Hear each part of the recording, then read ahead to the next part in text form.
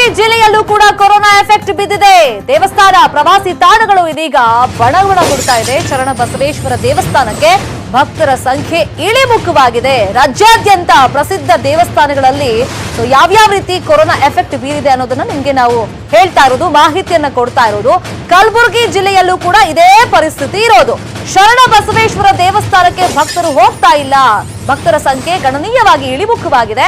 ಇದೇ 13ನೇ ತಾರೀಕು ಶರಣ ಬಸವೇಶ್ವರರ ಮಹಾರಥೋತ್ಸವ ಹಮ್ಮಿಕೊಳ್ಳಲಾಗಿದೆ. ಆದ್ರೆ ರಥೋತ್ಸವಕ್ಕೆ ಹೆಚ್ಚೆಚ್ಚು ಭಕ್ತರು ಬರೋದು ವಾಡಿಕೆ ಇತ್ತು. ಆದ್ರೆ ಈ ಬಾರಿ ಕೊರೋನಾ ಎಫೆಕ್ಟ್ ನಿಂದ ಭಕ್ತರ ಸಂಖ್ಯೆ ಇಳಿಮುಖವಾಗುವಂತ ನಿರೀಕ್ಷೆ ಇದೆ. ಈ ಬಗ್ಗೆ ಜನಾನೇ ಅಲ್ಲಿ ಮಾತಾಡ್ಕೊಳ್ತಾ ಇದ್ದಾರೆ. 13ನೇ ತಾರೀಕು ರಥೋತ್ಸವ ಇದೆ. ಆದ್ರೆ ಈ ಪ್ರವಾಸಿ ತಾಣಕ್ಕೆ, ಈ ಕ್ಷೇತ್ರಕ್ಕೆ ಜನ ಇದೀಗ ಬರ್ತಾರಾ ಇಲ್ವಾ, ಭಕ್ತರು ಬರ್ತಾರಾ ಇಲ್ವಾ ಅನ್ನೋದು ಸದ್ಯಕ್ಕಿರುವಂತ ಪ್ರಶ್ನೆ. ಕೊರೋನಾ ಎಫೆಕ್ಟ್ ದೇವರಿಗೂ ಕೂಡ ಯಾವ ರೀತಿ ತಟ್ತಾ ಇದೆ ಅನ್ನೋದು ಸ್ಪಷ್ಟವಾಗಿ ಇದರಿಂದ ಗೊತ್ತಾಗ್ತಾ ಇದೆ. ಕಲಬುರಗಿ ಜಿಲ್ಲೆಯಲ್ಲೂ ಸಹ ಕೊರೋನಾ ಎಫೆಕ್ಟ್ ಕಾಣ್ತಾ ಇದ್ದೀವಿ. ದೇವಸ್ಥಾನಗಳಿರ್ಬೋದು, ಪ್ರವಾಸಿ ತಾಣಗಳಿರ್ಬೋದು, ಅಲ್ಲಿ ಬರೋರ ಜನರ ಸಂಖ್ಯೆ ಇಳಿಮುಖ ಆಗ್ತಾ ಇದೆ. ನಾವೀಗ ಕಲಬುರಗಿಯ ಆರಾಧ್ಯ ದೈವ ಶರಣಬಸವೇಶ್ವರ ದೇವಸ್ಥಾನದಲ್ಲಿ ಇದ್ದೀವಿ. ಇಲ್ಲಿಯೂ ಸಹ ಜನರ ಬರುವಿಕೆ ಕಡಿಮೆ ಆಗಿದೆ ಅಂತ ಹೇಳ್ಬೋದು. ನೀವು ನೋಡ್ಬೋದು, ಈ ಸಂದರ್ಭದಲ್ಲಿ ಆಗಲೇ ಸಾಲುಗಟ್ಟು ನಿಂತು ಜನ ದರ್ಶನ ಪಡಿತಾ ಇದ್ರು. ಯಾಕಂದ್ರೆ ಜಾತ್ರೆ ಬೇರೆ ಇದೆ ಮತ್ತು ಉಚ್ಚಾಯ ಮತ್ತು ಮಹಾರಥೋತ್ಸವ ಮಾರ್ಚ್ 13ಕ್ಕೆ ಮಹಾರಥೋತ್ಸವ ಇದೆ. ಆದರೆ ಈ ಸಂದರ್ಭಕ್ಕಾಗಲೇ ಸಾಕಷ್ಟು ಜನ ಪಾದಯಾತ್ರೆ ಮೂಲಕ ಬಂದು ದರ್ಶನ ಪಡೆಯೋರು ಇತ್ಯಾದಿ ಭಕ್ತರು ಇರ್ತಿದ್ರು. ಆದರೆ ಇವತ್ತು ಖಾಲಿ ಅನ್ನಿಸ್ತಾ ಇದೆ. ಇದೆಲ್ಲವೂ ಕರೋನಾ ಎಫೆಕ್ಟ್ ಅಂತಾರೆ. ಈ ಕಡೆ ನೋಡ್ಬೋದು, ಎಲ್ಲ ಕಡೆನೂ ಎರಡೂ ಕಡೆಯೂ ಸಹ ಖಾಲಿ ಬರೀ ಕೇವಲ ಒಂದಿಬ್ಬರು ಭಕ್ತರು ಮಾತ್ರ ಬಂದು ದರ್ಶನ ತಗೊಳ್ತಾ ಇದ್ದಾರೆ. ಮತ್ತು ಈ ವೇಳೆಗಾಗಲೇ ಜಾತ್ರೆ ಇರೋದ್ರಿಂದಾಗಿ ಸಾಕಷ್ಟು ಜನ ಬರಬೇಕಾಗಿತ್ತು. ಈಗ ನಾವು ಭಕ್ತರನ್ನೇ ಮಾತಾಡ್ಸೋಣ. ಮೇಡಮ್, ಈಗೇನು ಜನರ ಸಂಖ್ಯೆ, ಭಕ್ತರ ಸಂಖ್ಯೆ ಇಳಿಮುಖಾಗಿದೆ, ಏನು ಹೇಳ್ತಾರೆ? ಹೌದು ಸರ್, ಇದು ಏನಾಗ್ತದೆ, ಇಡೀ ಭಾರತ ದೇಶದಲ್ಲೂ ಕೊರೋನಾ ವೈರಸ್ ಏನು ಬಂದಿದೆ ಅಲ್ಲ, ಜನರಿಗೆ ಭಯ ಉಂಟಾಗಿದೆ. ಅದರ ಸರ್ಕಾರ ಎಲ್ಲ ರೀತಿಲಿಂತೂ, ಕೇಂದ್ರ ಸರ್ಕಾರ ಮತ್ತು ರಾಜ್ಯ ಸರ್ಕಾರ ಎಲ್ಲ ರೀತಿಲಿಂತೂ ಅದನ್ನು ಕಂಟ್ರೋಲಲ್ಲಿ ತರಬೇಕು ಅನ್ನೋಂಥದ್ದಾಗ್ತಾ ಇದೆ. ಅದು ಗುಲ್ಬರ್ಗಾದಲ್ಲಿ ಜಾತ್ರೆ ಇದ್ರೂ ಇವತ್ತಿನ ದಿವಸ ನಾನು ದರ್ಶನಕ್ಕೆ ಬೆಳಗ್ಗೆ ಬಂದೆ. ನಾನು ಸುಮಾರು 5 ದಿವಸ ನಾನು ಬರ್ತಾ ಇರ್ತೀನಿ. ಇವತ್ತಿನ ದಿವಸ ನೋಡಿದ್ರೆ ಜಾತ್ರೆ ಜಂಗುಳಿ ಆಗಿರ್ತಿತ್ತು ಈ ದೇವಸ್ಥಾನದಲ್ಲಿ, ಶರಣ ಬಸವೇಶ್ವರ ದೇವಸ್ಥಾನದಲ್ಲಿ. ಆದ್ರೆ ಇವತ್ತು ಆ ಭಯಾನಕ ಒಂದು ಕೊರೋನಾದಿಂದ ಜನ ಯಾರು ಹೊರಗೆ ಬರ್ತಾ ಇಲ್ಲ.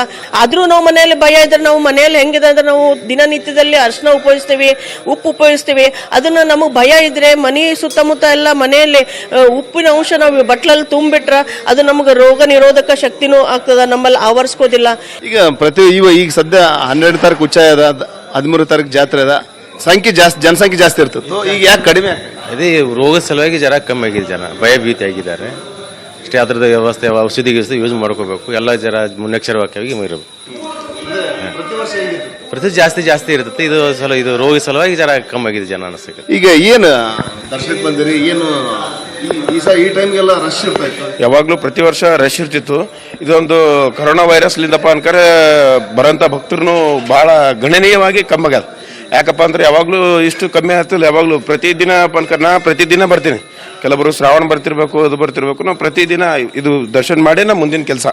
ಅದಕ್ಕಪ್ಪ ಅನ್ಕರಿ ಇವತ್ತು ನಂಗೆ ನೋಡಿದ್ರಪ್ಪ ಅನ್ಕರಿ ನಿನ್ನೆ ಆಯ್ತು, ಇವತ್ತಾಯ್ತು, ಸ್ವಲ್ಪ ಜನ ಕಮ್ಮಿನೇ ಇದೆ ಹುಣತರ ಅಭಿಪ್ರಾಯ ಇದೆ. ಒಟ್ಟಾರೆ ಜಾತ್ರೆ ಸಂದರ್ಭದಲ್ಲಿ ಸಾಕಷ್ಟು ಜನ, ಸಾವಿರಾರು ಜನ ಇಲ್ಲಿ ಬರ್ತಾ ಇದ್ರು. ಆದರೆ ಇಲ್ಲಿ ಜನಸಂಖ್ಯೆ ಕಡಿಮೆ ಇದೆ. ಕೇವಲ ಇದೊಂದೇ ದೇವಸ್ಥಾನ ಅಲ್ಲ, ಗಾಣಗಾಪುರ ಇರ್ಬೋದು, ಮೊದಲಾದ ದೇವಸ್ಥಾನಗಳು ಸಹ ಭಕ್ತರ ಬರುವಿಕೆಯಲ್ಲಿ ಇಳಿಮುಖವಾಗಿದೆ ಅಂತ ಹೇಳ್ಬೋದು. ಕ್ಯಾಮರಾಮನ್ ಜಯಕುಮಾರ್ ರಾಜ್ ಜೊತೆ ಶಿವರಾಮ್ ಅಸಲಿ, ನ್ಯೂಸ್ 18 ಕನ್ನಡ, ಕಲಬುರಗಿ.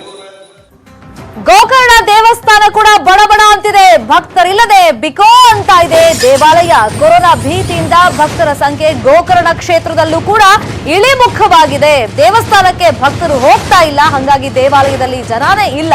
ಕಳೆದ 15 ದಿನಗಳಿಂದ ಪ್ರವಾಸಿಗರ ಸಂಖ್ಯೆಯಲ್ಲಿ ಅಲ್ಲಿ ಇಳಿಮುಖವಾಗಿರೋದು. ಗೋಕರ್ಣದತ್ತ ಮುಖ ಮಾಡ್ತಾ ಇಲ್ಲ ಭಕ್ತರು, ಹಾಗೇನೆ ಪ್ರವಾಸಿಗರು.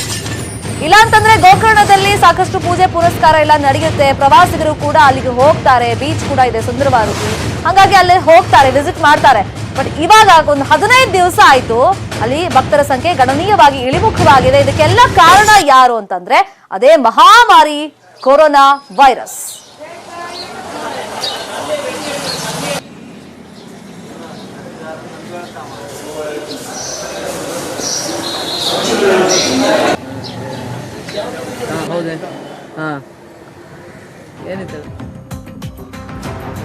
ಇನ್ನು ದಕ್ಷಿಣ ಭಾರತದಲ್ಲಿ ದೊಡ್ಡ ಹೋಳಿ ಹಬ್ಬ ನಡೆಯೋದು ನಮ್ಮಲ್ಲೇ ಬಾಗಲಕೋಟೆಯಲ್ಲಿ ನಡೆಯುತ್ತೆ. 3 ದಿನಗಳ ಮಹಾ ಹೋಳಿ ಹಬ್ಬ.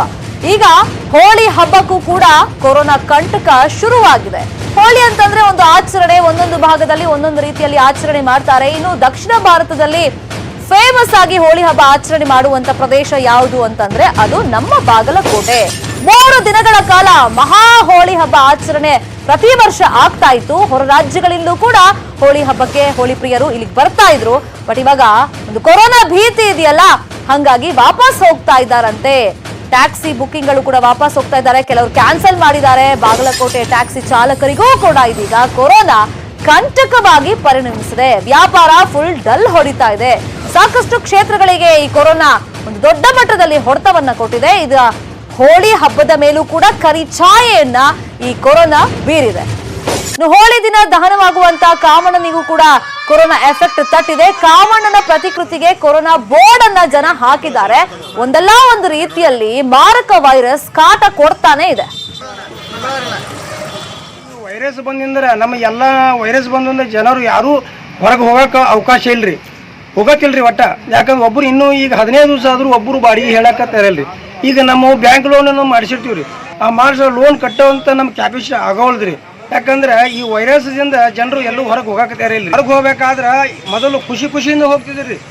ಎಲ್ಲರೂ ಹೋಳಿ ಹಬ್ಬ ಮಾಡಿ ಕೆಲವರು ಏನಂತೇಳಿ ಯುವಕರು ಮತ್ತು ಸರ್ಕಾರದವ್ರು ಏನೋ ಒಂದು ಡಿಪಾರ್ಟ್ಮೆಂಟ್ ಎಲ್ಲರೂ ಹೊರಗೆ ಹೋಗಿ ಎಂಜಾಯ್ ಮಾಡಿಬಿಡ್ತಿದ್ರು. ಈಗ ಯಾರು ಹೋಗಕ್ಕೆ ತೆರನೇ ಇಲ್ರಿ. ಯಾಕೆ ವೈರಸ್ ಬಂದೈತ್ರಿ. ಆ ವೈರಸ್ ಸಂಬಂಧ ಯಾರು ಹೊರಗೆ ಹೋಗಕ್ಕೆ ಆಗವಲ್ದ್ರಿ.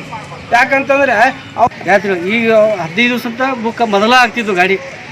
ನಮ್ಮ ಗಾಡಿ ಒಂದು ಗಾಡಿ ಸಿಗ್ತಿದ್ದಿಲ್ಲ. ಒಂದು ಗಾಡಿ ಸಿಗ್ಲಾರ್ದು ನಾವು ಹೊರಗಿನ ಗಾಡಿ ತಂದು ತರಿಸ್ಕೊಡ್ತಿದ್ದೆ. ವೈರಸ್ ಬಂದೈತಲ್ರಿ, ಅದರ್ಲಿಂದ ಯಾರು ಮಂದಿ ಗಾಡಿ ಬಂದು ದುಡ್ಡು ಕೊಟ್ಟಿದ್ದು ಬುಕ್ದು ಬಾಡಿಗೆನೂ ವಾಪಸ್ ತಂದು ಹೋಗ್ಯಾರ. ಬಾಡಿಗೆ ಇಲ್ಲ, ಏನೂ ಇಲ್ಲ. ಈಗ ಯಾವಾಗ ವೈರಸ್ ಬಂತು ಇವಲ್ಲಿಂದ ಏನೂ ಇಲ್ಲ.